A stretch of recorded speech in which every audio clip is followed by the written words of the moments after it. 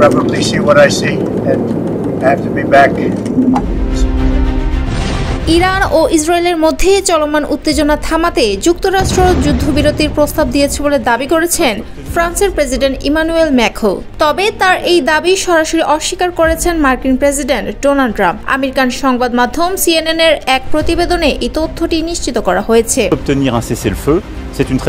ওই প্রতিবেদনের বরাতে জানা গেছে, সোমবার কানাডার কানানাস্কিসে অনুষ্ঠিত G7 সম্মেলনে সাংবাদিকদের সঙ্গে আলাপকালে ফরাসি প্রেসিডেন্ট বলেন, একটি প্রস্তাব দেওয়া হয়েছে বিশেষ করে যুদ্ধবিরতির জন্য এবং আরও বিস্তৃত আলোচনার সূচনা করার জন্য। তিনি আরও বলেন, যদি যুক্তরাষ্ট্র এই যুদ্ধবিরতি নিশ্চিত করতে পারে তাহলে এটি অত্যন্ত ইতিবাচক একটি পদক্ষেপ হবে এবং ফ্রান্স সেটিকে সমর্থন জানাবে। আমরা সেটাই কামনা করি।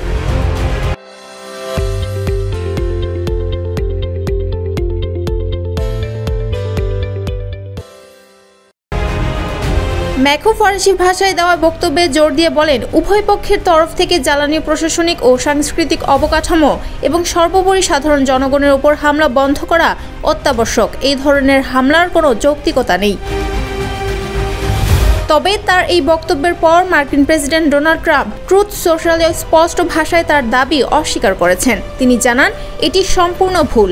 আমি এখন কেন ওয়াশিংটন যাচ্ছি তার সম্পর্কে ম্যাক্রোর কোনো ধারণা নেই। তবে যুদ্ধবিরতির সঙ্গেও এর কোনো সম্পর্ক নেই, কারণ এর চেয়েও বড় কিছু। তিনি আরও লিখেছেন, ইচ্ছাকৃতভাবে হোক বা না হোক, ইমানুয়েল সবসময় ভুল বুঝেন।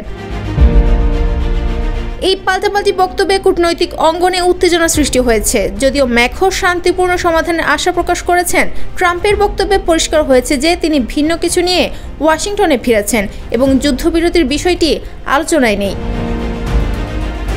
এদিকে মঙ্গলবার ভোরেও ইরানের রাজধানী তেহরানে বিস্ফোরণের শব্দ শোনা গেছে বলে জানিয়েছে দেশটির রাষ্ট্রীয় সংবাদ মাধ্যম ইরনা। উত্তেজনাপূর্ণ এই পরিস্থিতিতে হোয়াইট হাউস থেকে জানানো হয়েছে, প্রেসিডেন্ট ট্রাম্প জাতীয় নিরাপত্তা পরিষদের জরুরি বৈঠক ডাকবেন।